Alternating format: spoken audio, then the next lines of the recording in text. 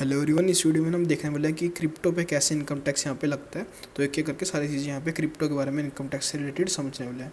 तो जो प्रॉफिट होता है ना क्रिप्टो पे, वो 30% लगता है जब भी हम बेचते हैं प्रॉफिट पे। और जो TDS होता है वो सेल वैल्यू पे कटते हैं यहाँ पे 1%। पहले 50,000 पे कोई TDS नहीं कटेगा, 50,000 से भी जितने भी ऊपर की सेल वैल्यू है उस पर TDS कट जाएगा 1%, जो कि आपको बाद में क्लेम भी मिल जाएगा। और कोई भी लॉस यहाँ पे सेट ऑफ नहीं होता प्रॉफिट के अगेंस्ट क्रिप्टो में। अब एग्जाम्पल के थ्रू ये समझ लेते हैं सारा। तो जैसे मान लो एक फाइनेंशियल ईयर में आपने 2 ट्रेड्स लिए, 1 लाख का बिटकॉइन खरीदा और 1,20,000 का बेच दिया, तो यहाँ पे प्रॉफिट कितना हुआ बिटकॉइन में 20,000 रुपये।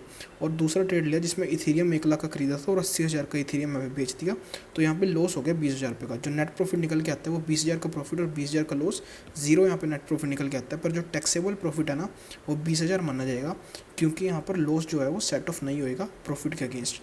तो इसमें यहाँ पर 20,000 पे आपको 30% यहाँ पर टैक्स लगेगा, जो कि हो जाता है 6,000। अब TDS कैसे कटेगा?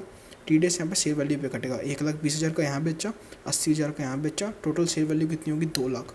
अब 2 लाख में से पहले 50,000 पे तो कोई TDS कटेगा ही नहीं, तो 1.5 लाख पे यहाँ पे 1% TDS कट जाएगा 1,500 रुपये, जो कि आपको ITR फाइल करते टाइम यहाँ पे क्लेम मिल जाएगा टैक्स पेबल के अगेंस्ट।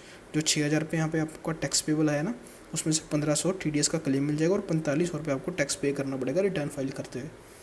अब बात कर लेते हैं, किसी को अगर क्रिप्टो करेंसी मिली है बिजनेस के तौर पे या फिर गिफ्ट के तरीके से, तो उस पर जो टैक्स लगेगा ना वो स्लैब रेट के तरीके से लगेगा।